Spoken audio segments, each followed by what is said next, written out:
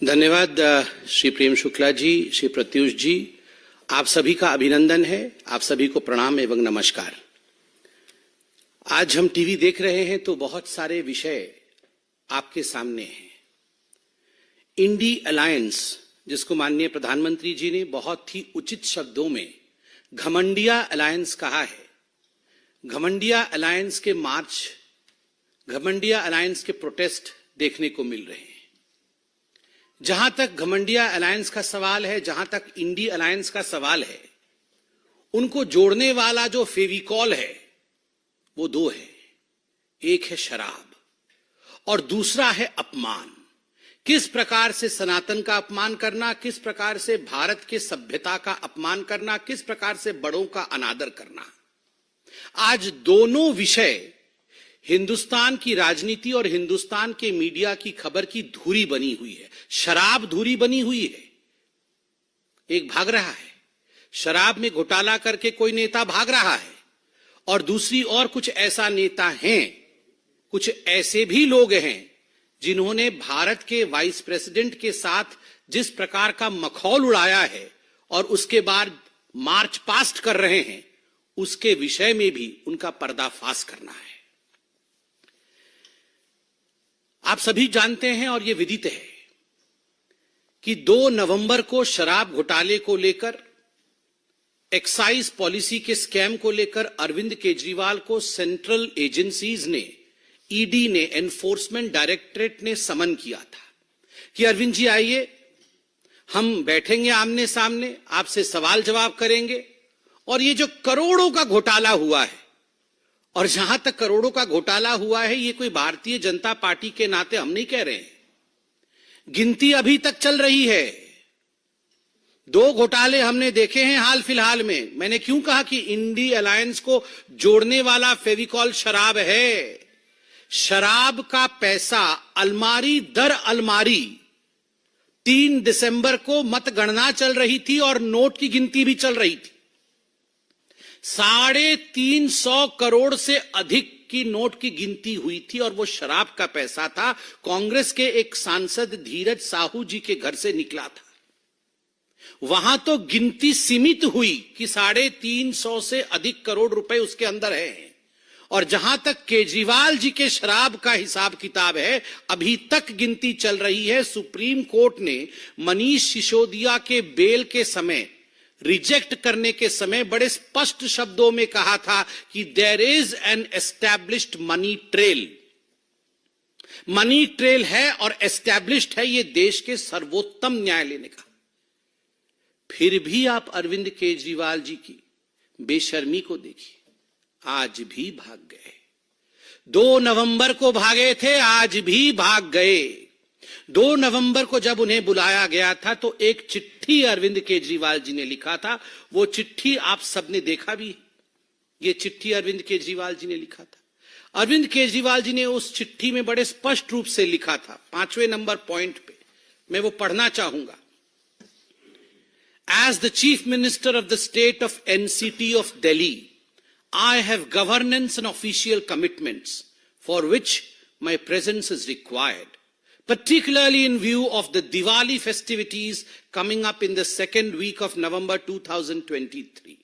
उनका कहना था, उनका मानना था कि चूंकि मैं एक पद पर हूं, मैं एक मुख्यमंत्री हूं, मेरी कुछ जिम्मेदारी है, मुझे वो जिम्मेदारी निभानी है और इस कारण से दिल्ली में रहना मेरे लिए अनिवार्य है। साथ में एक और पॉइंट भी लिखा था और मैं वो पॉइंट पढ़ूंगा नहीं, लंबा पॉइंट है, मगर उन्होंने कहा था कि मिजोरम, मध्य प्रदेश, छत्तीसगढ़, राजस्थान और तेलंगाना में चुनाव चल रहे हैं और मैं स्टार प्रचारक हूं, तो मुझे तुरंत जाके वहां पर आम आदमी पार्टी को जिताना है। 205 सीटें शायद लड़ी थी और जमानत जब्त सब सीटों में हुई ना। हाँ, कुछ 0.5% वोट ऐसा मिला है, 1% वोट भी नहीं मिला है। इन 5 राज्यों में आम आदमी पार्टी के स्टार प्रचारक, शराब घोटाले के किंगपिन, सरगना अरविंद केजरीवाल जी के प्रचार के बावजूद 0.5% या 0.7% वोट मिला है और उस कारण से वो ईडी के सामने 2 नवंबर को प्रस्तुत नहीं हुए। और उनका कहना है कि मैं सीएम हूं तो मेरी कुछ जिम्मेदारी है दिल्ली के प्रति, इसलिए मैं अपना रिस्पॉन्सिबिलिटी निभा रहा था।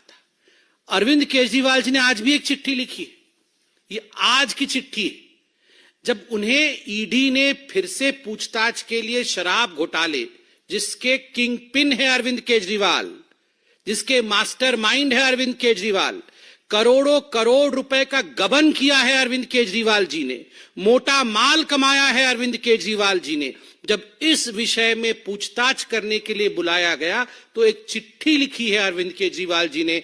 पहला पॉइंट है, on the eve of my departure for Vipassana Meditation Center, which has been widely publicized and largely circulated all over the media in the country, as well as officially announced, to my utter dismay and concern, I have received the subject summons dated 18/12/2023 for my purported appearance in the person on 21/12/2023। मतलब वो विपासना के लिए जा रहे हैं, इसलिए ED की इतनी हिम्मत कि आप मुझे पूछताछ के लिए बुला ले। वाह अरविंद केजरीवाल जी, आप कभी चुनाव के लिए जाएंगे, आप कभी दिवाली मनाएंगे, आज आप विपासना के लिए जाएंगे और इस कारण से आप गवर्नेंस में भाग नहीं लेंगे और आप अपनी रेस्पॉन्सिबिलिटी से भाग नहीं लेंगे, रेस्पॉन्सिबिलिटी से भागेंगे। Arvind and accountability will never travel together. A for Arvind, A for accountability. और अरविंद और अकाउंटेबिलिटी कभी भी एक साथ नहीं चल सकते। केजरीवाल एंड कर्तव्य विल नेवर ट्रैवल टुगेदर। कभी भी अपने कर्तव्य का वहन करना, एक जनप्रतिनिधि का कर्तव्य है कि यदि उसने घोटाला किया है और देश की सेंट्रल एजेंसी उसे बुलाती है तो उसे वहां जाना पड़ेगा, प्रश्नों का उत्तर देना पड़ेगा। मैं एक बात स्पष्ट कर दूं, यहां विपासना के पीछे छुपने की कोशिश अरविंद केजरीवाल कर रहे हैं। कुशासना और विपासना साथ साथ कभी नहीं चल सकता है। यदि आपने कुशासना किया है तो बाद में जेलासना होगा ही होगा। ये जेल आसन के बारे में हम नहीं बता रहे हैं अरविंद केजरीवाल जी, आप ही के दो मंत्री सौरभ भारद्वाज और अतिशी मरलीना जी ने बड़े स्पष्ट रूप से प्रेस कॉन्फ्रेंस करके कहा कि हमें पता है अरविंद केजरीवाल जी की गिरफ्तारी हो, ओवर कॉन्फिडेंट गिरफ्तारी होगी, जरूर होगी, और एक रेफरेंडम भी कराया कि अगर गिरफ्तारी हो जाएगी तो क्या तिहाड़ से सत्ता चलाया जाएगा या नहीं। ये तो भारतीय जनता पार्टी ने नहीं कहा, ये तो ईडी ने नहीं कहा, ये तो जिसने एफआईआर किया, एफआईआर तो सीबीआई ने किया था, सीबीआई ने भी नहीं कहा कि आपकी गिरफ्तारी कंपल्सरीली होगी। आप लोगों ने प्रेस कॉन्फ्रेंस करके कहा, कॉन्फिडेंटली कहा अवश्य गिरफ्तारी होगी। तो आज हम कहना चाहते हैं आप अगर इतने कॉन्फिडेंट है कि गिरफ्तारी होगी, कुशासन करके विपासना करने जा रहे हैं, कुशासना एंड विपासना। चिंता मत करिए केजरीवाल जी, जेल में इन सारे आसनों की व्यवस्था है, विपासना जेल में भी कराया जाता है। भ्रष्ट मानसिकता दूर हो, क्रिमिनल माइंडसेट समाप्त हो, इसके लिए जेल में भारत के प्रबंधन है विपासना करने का। क्योंकि आप कॉन्फिडेंट है कि आप जेल जाएंगे तो वहां भी विपासना कर सकते हैं, इसमें कोई कोताही नहीं बरती जाएगी। मैं बताता हूं क्यों वो ईडी के सामने नहीं जा रहे। मनीष सिसोदिया जी का तो आपने देखा ही है, क्योंकि अभी केजरीवाल जी को लग रहा है कि गियो तो गियो, मनीष तो गियो, सत्येंद्र जैन भी गियो, और तो और संजय जी भी गियो। सबसे इसलिए उपाय यही है कि भागियो भागियो भागियो, क्योंकि अगर वो भी जाएंगे तो गियो, कोई बच नहीं रहा है। आप सोच के देखिए अरविंद केजरीवाल जी के सामने मनीष सिसोदिया जी का क्या हश्र हुआ। सूली पे लटकाया अरविंद केजरीवाल जी ने मनीष सिसोदिया जी के हस्ताक्षर करवा करके। वो जानते थे गड़बड़ घोटाला हो रहा है, उनको लग रहा था वो सीएम विदाउट अकाउंटेबिलिटी रहेंगे, उनके हस्ताक्षर कहीं करेंगे नहीं तो मनीष सिसोदिया अकेले ही सूली पे लटकेंगे। सत्येंद्र जैन भी गियो, मनीष सिसोदिया भी गियो, संजय जी भी गियो। इसलिए ये भागियो, किसी भी कीमत पे मुझे भाग जाना है, मगर कब तक भागियो, कित्थे कित्थे भागियो, कहां कहां भागोगे? कितना होशियार बन के होशियारपुर भागोगे?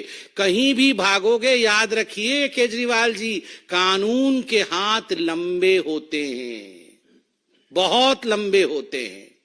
आपने घोटाले किए हैं, आपको पकड़ा जाएगा। मुझे बड़ा आश्चर्य होता है, ये केजरीवाल जी की जो चिट्ठी थी पिछली बारी वाली, उस समय तो हमारे पत्रकार बंधुओं ने भी बहुत ही शिद्दत से हमसे पूछा था कि नहीं नहीं, वो आज मध्य प्रदेश में जा रहे हैं, उनकी वहां रोड शो है, तो अच्छा परफॉर्मेंस करेंगे। नोटा से भी खोटा निकला है उनका परफॉर्मेंस, नोटा से भी खोटा वो परफॉर्मेंस रहा है पांचों राज्यों में आम आदमी पार्टी का। इसलिए ये बहाने देके भागने का काम अरविंद केजरीवाल और आम आदमी पार्टी छोड़ दे।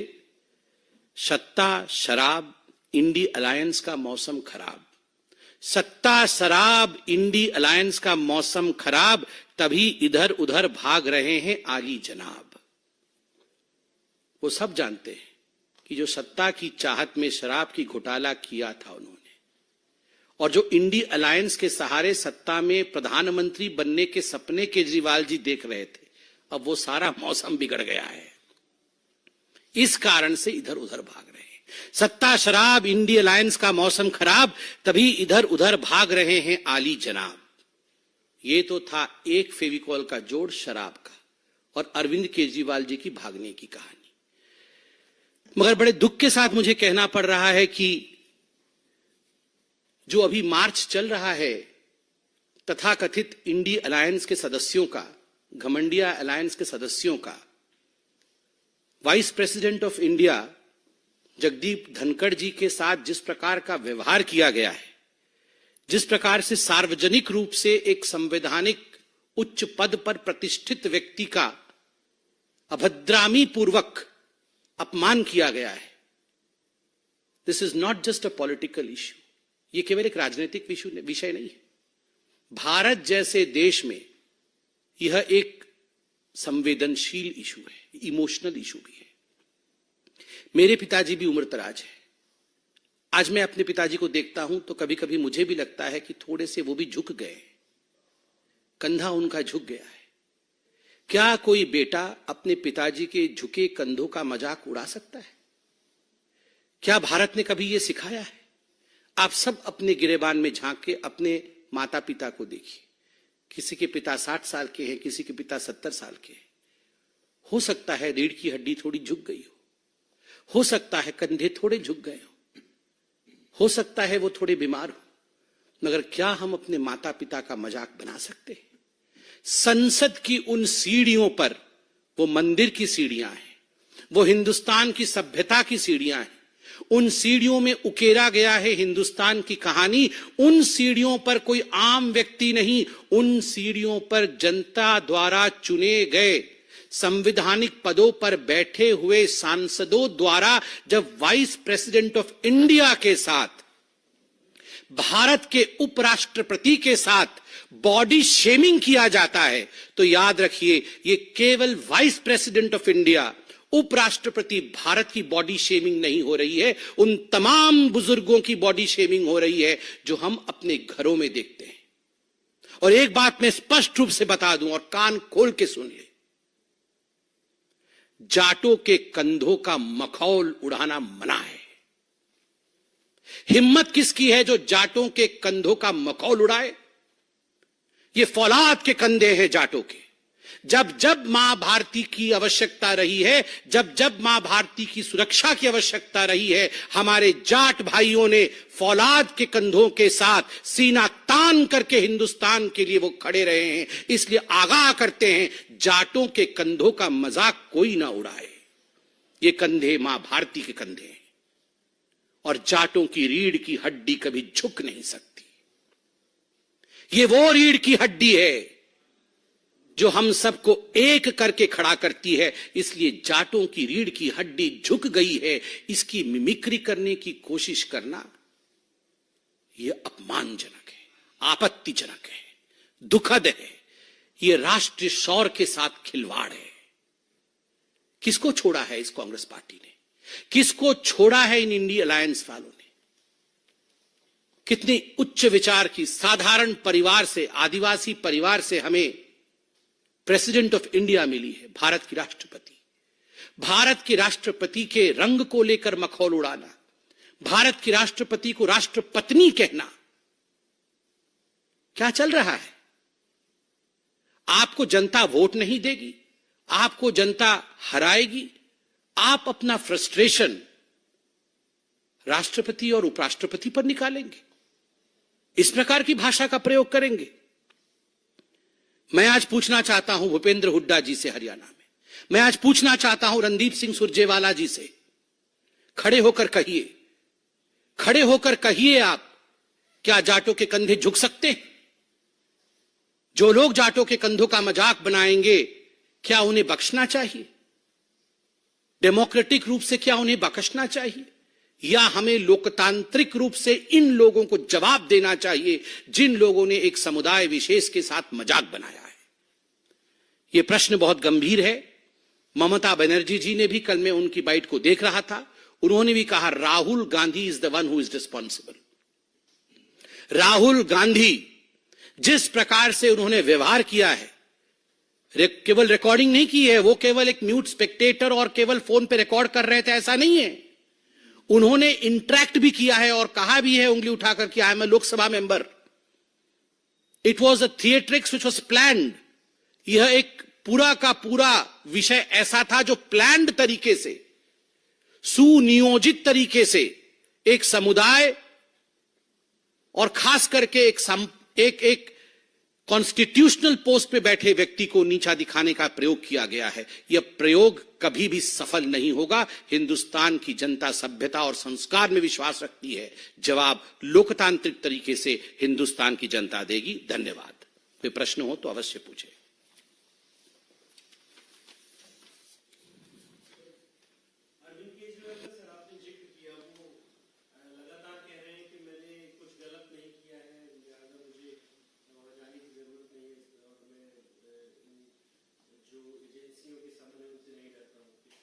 तो डरते नहीं है तो जाना चाहिए।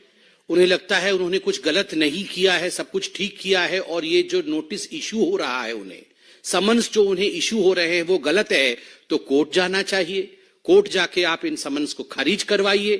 ये सेल्फ सेटिस्फाई करना, सेल्फ अटेस्टिंग करवाना, ये कब से शुरू हो गया? मैं ऑनेस्ट हूं, मैं भगवान, पहले तो भगवान भी बताया था इन्होंने, मैं कृष्ण हूं। ये क्या है? मेगैलोमैनियक है और कुछ नहीं। आप इस देश के संविधान का आपने शपथ लिया है बतौर मुख्यमंत्री। इस देश के संविधान को मानना आपकी जिम्मेदारी है, आपका कर्तव्य है। आपको लगता है आपके साथ अन्याय हो रहा है, कोर्ट के दरवाजे आधी रात को आपके लिए खुले हुए हैं। जाइए, वहां जाके आप जेरा करिए, वहां जाके आप एप्लीकेशन लगाइए, कोर्ट सुनेगी। आप मनीष सिसोदिया जी को लेके गए थे, सत्येंद्र जैन जी को लेके कोर्ट में गए थे, संजय सिंह को लेके कोर्ट में गए थे, मगर क्या हुआ नतीजा? क्योंकि करोड़ों करोड़ों करोड़ों रुपए का घोटाला हुआ है, किसी को कोर्ट ने नहीं बख्शा, बल्कि सुप्रीम कोर्ट ने स्पष्ट शब्दों में कहा, yes there is a money trail. Mister Kejriwal, there is a money trail and you will have to face the consequences.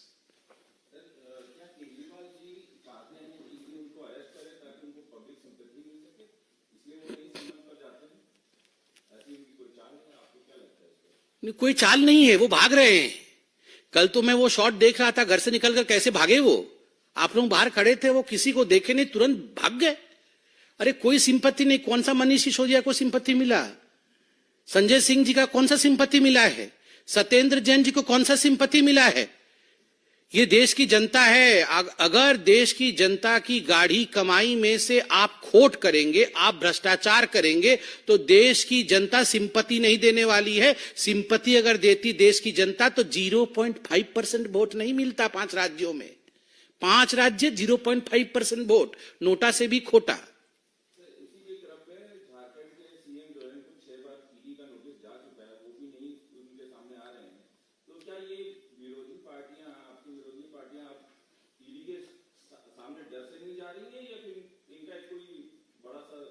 नहीं, डर से ही नहीं जा रही है। देखिए, जिन लोगों ने घोटाला किया हुआ है वो अपने मन में जानते हैं कि हमने घोटाला किया हुआ है। वो यह भी जानते हैं जांच होगा तो पकड़े जाएंगे तो जेल जाएंगे, तो स्वाभाविक है भाग रहे हैं। मगर कब तक भागेंगे? कानून के हाथ लंबे होते हैं ना।